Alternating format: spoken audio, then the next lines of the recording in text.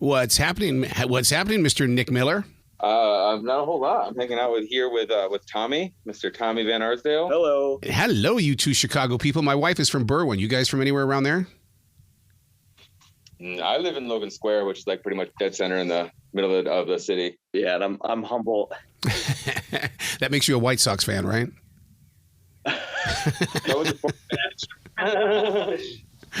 wearing Gray Sox right now, though. I mean, one of the things about musicians that come out of Chicago right away, you know, I mean, our minds, we sit there and start thinking about the legends that have come from that city, and that means that you guys are carrying that torch forward. Yeah. I mean, it's an incredible city. There's just so much. I mean, between sports and entertainment and just like culture, it's a pretty cool place.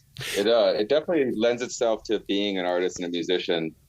You know, we tend to make jokes every so often that, you know, like it doesn't matter how many people find out about our band. In all reality, if we just like stayed in Chicago, we could probably still be a legitimate professional playing out band. Well, no, I totally understand that because my wife's ex-husband went from Chicago to Los Angeles, and that was the thing about it. I mean, everybody makes that big move out to California, but you guys have remained pretty true to the roots.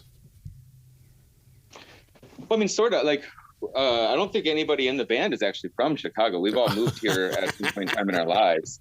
But the funny thing is that a majority of the people that I meet in Chicago aren't from Chicago, and the majority of the people that I meet in Denver are from Chicago. Right. So, it's yeah. So like, but otherwise, like I really don't see us having a more beneficial position being out in LA other than just having nicer weather, not having to shovel snow. Yeah, not the dang truth. That's so funny you say that because my wife's sister last night wrote to us because we're here in the Carolinas. She says, "Do you guys even have winter?" Well, yeah, we're living it right now. We're in the 40s up to 60s. Yeah. Oh, you poor thing. Yeah. You sound like my dad and my mom when they go to Florida. Now, where in the Carolinas are you? Well, right now we're on this beautiful lake called Lake Wiley in the Charlotte Rock Hill area. So, I mean, that's what I love about it. I know it well. Oh, my God. It's just so gorgeous out here, especially today because we're about 65 degrees. So, I mean, it's like, okay, it's springtime. Yeah, I'm actually from Wilmington, North Carolina. Oh, geez. Oh, my God. I feel bad for my parents. Yeah, that brings an interesting twist to the band because, I mean, there's something in the soil in Carolina that travels across the nation and changes things, man. I mean, there's like some soul in our soil. Absolutely. Well, it's, you know, I always say growing up, I was extremely lucky because jazz history is just such an indelible part of the state, you know, between like Thelonious Monk and, you know, Nina Simone, Max Roach. I mean, there's just some really incredible musicians that came out of the Carolinas that went on to do amazing things for the genres of jazz and R&B and rock and whatnot. So, yeah, it's a great place for sure.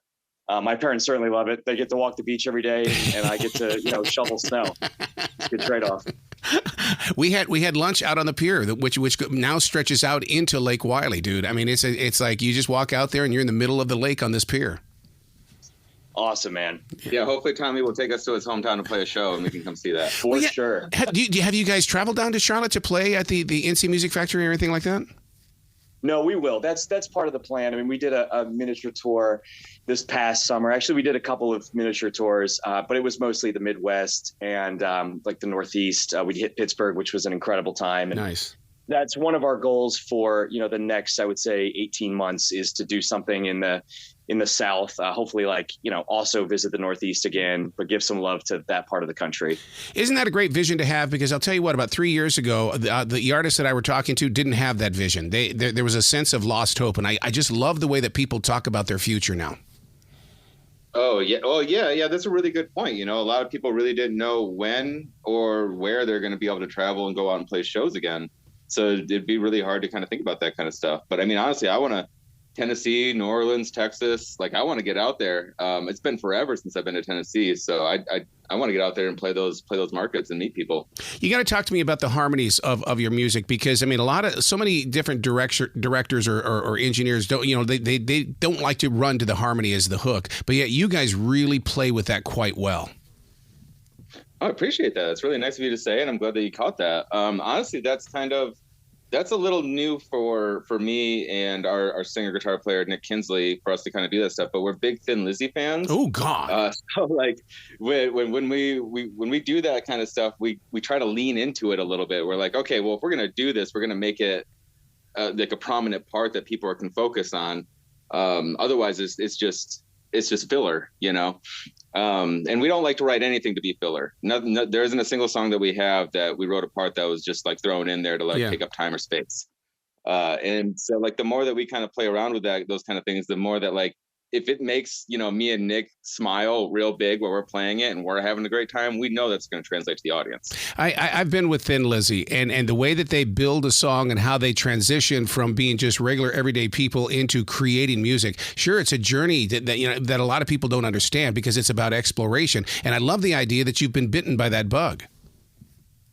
Oh yeah. I mean, like that's the most fun part about this band is that we set out with an intention that has basically, you know, been thrown to the wayside at this point, and now we just kind of like write however we're kind of feeling about the song, and it's we don't box ourselves into any sort of like genre rules or anything like that. I mean, we have a tendency of having our habits and the things that are comfortable for us, but it allows us to kind of go all over the place with that stuff. You know, like one song might sound like a more straightforward hardcore song, but then it goes into like a grunge influenced chorus. You know, it's just kind of like whatever we're feeling at the time that we're writing the part. Do you feel trapped these days only because there are so many different genres of music and you've got to come up with some sort of a label in order to put yourself out there, but yet listeners don't think like that at all? When they hear great music, they take it. Yeah, I totally agree with that. I mean, we're listeners, so we just listen to music that we love, and that's honestly how we formed in the first place, was being listeners and talking about music, and then saying, well, why don't we see what we could do? Let's create the music that we want to listen to. And so I think that kind of permeates the way in which we write, in which we play. If we can make each other laugh through a part, then that's the goal. You know, if there's a 4-beat measure that we need some kind of count in, it's hilarious. You know, Nick Miller will just say, let's throw on, you know, quarter notes on the cowbell. And then the second that we try that out, all of us are laughing hysterically, and we're like, all right, keep it. That's going in. Yeah. You know, so for us, it's like labels. I mean, they're necessary to a degree when talking about music, and I think framing, you know, the context of comparisons. But at the end of the day, it means as much to us as it should to anybody, which is very little. I mean, if you like something, you like something. There's no need to put a label or give a reason for why. The hardest thing with labeling has been more like communicating with the music industry, you know, because they require us to label ourselves. But when we're talking to just, you know, friends and fans and stuff like that, it's just fun to kind of see what they think we are and who we sound like and stuff like that. Although, I mean, like we really try hard not to lead people to any sort of expectation unless we have to. And usually that's when we're interacting with, you know, talent buyers or, you know, people in the music industry. They're the ones that are always kind of requiring some sort of explanation up front. Well, what I love about modern day classic rock stations is that the old timers of the classic rock are basically stepping away from it to go do their own thing. And that's opened up the door and these new program directors are saying, hey, look, I don't want to be the city's oldies station. I want to be a great rock station. And that opens up the door for the dust biters to step right in. Absolutely. And look at some radio stations in Chicago, like Lumpin' Radio. They've got programs that, you know, like the Minimal Beat or What Day Is It? There's no genre. I mean, that's the point. The point is the DJ is just picking an hour or 2 hours of songs that just coalesce within themselves. So you can transition from Chicago, you know, house music to rock to electronica. I've heard jazz. I mean, the point is, you know, what music makes sense working together, whether that's a feeling or a concept or, you know, something just completely nebulous. You know, could just be, so here are songs that start with, you know, the letter O, or here's, you know, songs that are from bands with only 2 members, you know, so that's just way more important of like, I think characterizing what feels right and, you know, can be, I don't know, compared together versus just cross genre. I also think that there's been like a lot of fun with like, you know, talent buyers and promoters putting together mixed genre shows in general. I think we're seeing a really good response to people that like a variety, and you can gather a lot more people in one room if every band doesn't sound, you know, like 1 degree away from the band before it. That's how you make new fans. You get exposed to new people. You get exposed to new types of music. I mean, it's really cool to kind of see that kind of stuff getting away from like, okay, we got to follow this very specific parameter in order for it to either like work on this lineup or to work on this radio show. Because eventually people are going to be like, all right, I've heard what I need to hear, and they're going to switch over. Yep. See, I run into that on my dance floor because when I have a 35 to 40-year-old male out there on the floor and he's out there dancing with an 85-year-old woman, to me, it's in the beat. And when you guys bring a beat to that floor and I take a chance on that song, all of a sudden it keeps everybody going forward. Agreed. Yeah. The album cover. Whose idea was this? Because, I mean, there's a spiritual mystery to it. It's like the edge of replenishing. Oh, wow. So the album cover was kind of a journey. Yeah. We went back and forth on what we wanted to do, and we kind of like started just sourcing some different imagery that we would share in our group text. And one night, me and Nick were kind of like sitting around discussing things, and we were just like kind of like just, Google image searching and stuff. And we were looking up like really creepy old, like the Depression Day era, like costumes, like Halloween costumes, like things that were extremely homemade with very limited resources. And those kids with like the super creepy masks on, the three kids on the front with like the giant weird oversized paper mache heads and stuff like that. That's where we kind of got a lot of those images from. And then we were really lucky. We found a artist online that did like these kind of cool collage type pieces. Obviously he made them modern and digital, but he really liked our music. And when we kind of pitched to him, like, hey, here's some of our influences, Refused is a big influence for us. Yeah. And the album cover for The Shape of Punk to Come is just such a cool, iconic album cover. Like if you're a fan of that kind of music and you see that, what band that is. Like, and there isn't a single image of anybody in the band on the cover. Yeah. But you know what that is. And that was kind of like the one thing that we all discussed. We wanted something that, I don't want to go as bold to say iconic, but we wanted something that was like, like if you saw it, you recognize that was our album. That's so interesting you bring that up because in my notes I say you don't waste any time showcasing the guitars on your song. This is about you, and then you're telling me this right now. It's like oh my God, we all get it on this side, and because you brought it forward. Yeah, that's exactly it. To be in that moment, that's chance taking, but yet we live in this era where chance taking has got to be the golden rule. Absolutely. I mean, I think at the end of the day, some kind of randomization or ability to be spontaneous is what keeps things fresh and honest. So we definitely try to, involve a degree of randomness and sort of like leading by feeling in the way in which we write and solo and perform and whatnot. And so having an album cover that's more emotive necessarily than explicit was something that we were really intentional about in discussing the concept. And I think that we really enjoy leaving things up to interpretation. I think that that's what allows somebody to remain a fan of something, is that if you still have something to figure out, then, like you can go back to it over and over and over again. I mean, there are albums that to this day, I still go back and dissect, song structure, lyrics, things like that since I was in high school. We're talking 20 plus years at this point, but those are really, really important albums, in my opinion. The ones that I still can't quite fully figure out what they were trying to express.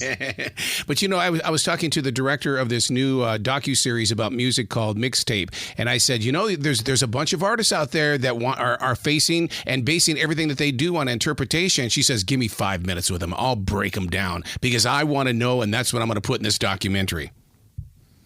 I want to be in the documentary because that sounds like a fun challenge. I would say look to Brian Eno's Oblique Strategies.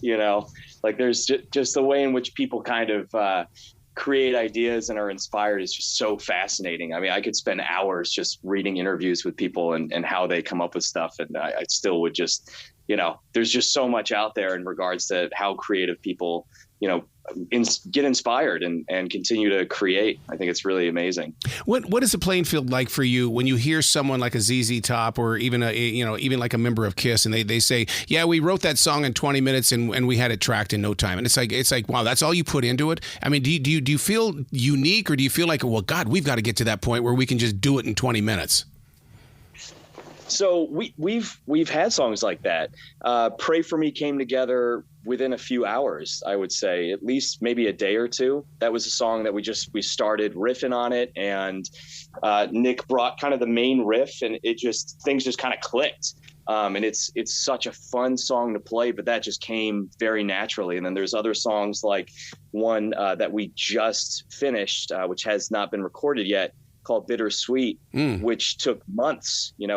We had a couple of really great ideas, and we were leading by feeling, once again, but we couldn't quite get things to connect naturally. So we just kept coming back to it every practice and making small adjustments. So I think, yeah, absolutely, if we could just go ahead and crank out ZZ Top songs in a matter of minutes, that would be incredible. But at the same time, it's kind of nice to have the juxtaposition to songs that come out in flow versus something that does require a little bit of finessing and glitter.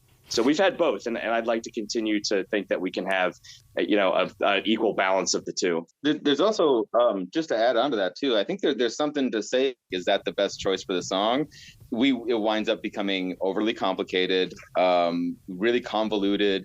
And then by the end of like the fifth attempt of trying to do something, we're throwing it out and going back to the original riff anyways. Yep. So, just lessons I've learned over the years of writing music is that if it's flowing naturally and it's coming the easiest, it's most likely the best thing to do. Do you go by the same rule that Carlos Santana and even Neil Sean does? Is it that you don't set out to write a great rock song? What you do is you go out there to plant the attitude, and the listener is the one that makes the great rock song in the way that because it's in their attitude, their lifestyle, and their choices. Yeah. I mean, like, it's hard to argue with that perspective. I can't say that like that is our main intention, but again, this kind of goes back to like leaving everything up to interpretation. Like we're trying to just write songs that make us happy and like, like we're satisfied with. And we typically can usually tell which ones are going to get a little bit better of a response and which ones, take some chewing on to, really kind of sink in. But I mean, ideally, like, we just want to write things that sound good to us. And if it sounds good to the four of us, then we're pretty positive. Like we're pretty confident that it's going to translate and that the audience that we're trying to seek out will enjoy the songs. Yeah. How do you take it to the road? Because being in the studio is one thing, but when you take it to the road and you've got a whole complete different acoustic set there, I mean, what happens? It's tough. I mean, just the road in general is abusive. But I think like everyone that's ever toured will tell you, it's also probably the most enjoyable thing you could possibly do. So we have I would say a healthy balance of loving the studio as much as we love the road. But it's quite arduous for sure. So songs like Goddamn Guilt, which is the last song on the album Guilt, took us a little bit of time to figure out how we were going to kind of interpret that for a live setting, because when we wrote the song, it wasn't kind of an orthodox way of writing it. We recorded things in parts. Like, for instance, each one of my drums was actually recorded individually. So we would record a tom hit, bass drum hit, and et cetera, et cetera. And then we assembled that song in the studio, which was a really amazing process because that was the first time any of us had done something like that. So we wrote for the song. But again, so many people like that song, they wanted to hear it live. So we had to figure out how to play that live. It's not the same live as it is in the studio. We also don't want it to be the same. Right. But challenges like that, I think, are really fun for us as musicians and keep things fresh. So, yeah, absolutely. I could see us do things, like that in the future. Wow. It was Les Paul that's always been credited for creating the tracking and stuff like that in a studio. Can you imagine if that man would not have taken a chance on tracking? Because, I mean, what we do with the different tracks today is just mind blowing. And I think that it would have made him go, whoa, my God. Oh, yeah. I mean, like, that's a really, really good point. I mean, we recently did, we had a questionnaire that we answered, and one of them was like, like, if you could sit in on any recording session, what would it be? And my answer, like Pink Floyd, Dark Side of the Moon. And, like, obviously most people would be like, oh, yeah, anybody would want to sit in with Pink Floyd. And it's like, oh, you don't understand. Like, everything was so thoughtful and on purpose, and they were dealing with like 8 tracks. And like they were bouncing things, like they were bouncing entire mixes down onto one track, and once that was layered onto one track, it was set. Yep. There was like nothing left that you could do. You can't go back and relayer that, otherwise you got to start over. And to be that well versed in what you're doing and recording an album and being aware of where the final product needs to get to is just so impressive and so incredible. Because now, I mean, when we were writing the leads and adding in the ear candy on our album, it was just like, let me just lay this down. We'll listen to it for a couple of days, come back, erase it, try it again. Oh, that sounds cool. Let's layer some, piano effects on top of that and see how that sounds. That doesn't really work. Let's try some strings. And it was just incredible that we were able to just we could have a symphony of instruments at our disposal and a million different tracks to try them out on. And then you have bands like, Pink Floyd and Beatles and every great band that's ever come before, digital audio interfaces that was doing these things with, next to nothing. And they were hand cutting tape and gluing it together. When you talk about Dark Side of the Moon, I got to tell you, my generation, and I don't know if you guys know the story as well, but it was so associated with The Wizard of Oz that if you place it at the beginning, start playing it by the time, and turn down The Wizard of Oz, it goes perfectly well with the movie. Oh, yeah. I went to college. We did that. Yeah. With recreational assistance for the experience. Of course. So where can people go to find out more about you guys? Because like you said, you're building a tour right now, and people are going to want to know, where can they get the music? What's the tour going to be? And more importantly, the merchandise, because that album cover, you're going to be signing a lot of those. Oh, man, that's really nice of you to say. I appreciate that. Dustbitersband.com. You can find our store on there. So if you want to get a copy of the 7-inch, the cassette tapes, we have 2 different colors there. We have physical CDs that are available. We have a Bandcamp. All of our music is available digitally. So anywhere that you listen to music, if it's Spotify, iTunes, Deezer, wherever the heck it is, we're on all of those. So just search Dustbiters. The social media that we send everybody to is our Instagram. We just tend to have a little bit more fun there. That's where we're we're the most active. So that's Dustbiters Official. You guys definitely went the route of the cassette. That seems to be the big thing right now. You've got to release the cassettes. It's fun and it's easy and it's also cheap to purchase. So our goal is to get something in your hands. I think it's the easiest way to remember us and to kind of interact physically. And as you mentioned, the cover is something that's really emotive. So we want people to hold on to that. Physically, it's something we love. Physical media. I mean, all of us are collectors at the same time. So just to be able to release something on cassette was a lot of fun. But in addition to those, I would say our YouTube as well, because we just released a video for the song Progeny a couple weeks ago, which we had an incredible time filming. There's some really crazy stories about the production on that. But we'd love for people to watch that and give us feedback in the comments or reach out to us, through DM or email and tell us what songs they want us to make music videos for, what kind of stuff that they like about us. Because right now we are just in a creative mode, especially during, as we've been talking about, Chicago winter. So it's just like, go, go, go. Let's make some fun songs. Let's crank out some cool content and let's prep for the summer. Hopefully we can get to a city near everybody. Absolutely. You got to come back to this show anytime in the future. The door is always going to be open for you guys. Oh, thank you very much. Yeah, I mean, we'll definitely hit you up the next time that we have something new to put out there and talk about. But we are discussing with a few different bands about doing another Midwest run. Nice. Just because we have friends all over the Midwest, so it's really easy for us to just kind of book a couple shows, and we're gonna wait until the weather chills out, and we have a lot of writing to do right now. We're finishing up 3 new songs, potentially a 4th. We already have the material for it. We really want to find the time to put together a cover. So yeah, we want to have all of this stuff ready to go because if people really like this album and the response that we're getting right now, they're going to be ready for us to start putting out new stuff by the come summertime. So we want to be ready for it. Oh my God, you sound like Tommy Shaw. Tommy Shaw did the same thing before becoming a member of Styx. I mean, everything you just said is something that he would tell me. I mean, you were so spot on, man. I will take that comparison all day long. Thank you. Well, you guys be brilliant today, okay? Thank you, man. Same to you. Appreciate you having us. You bet. Bye, guys. Bye.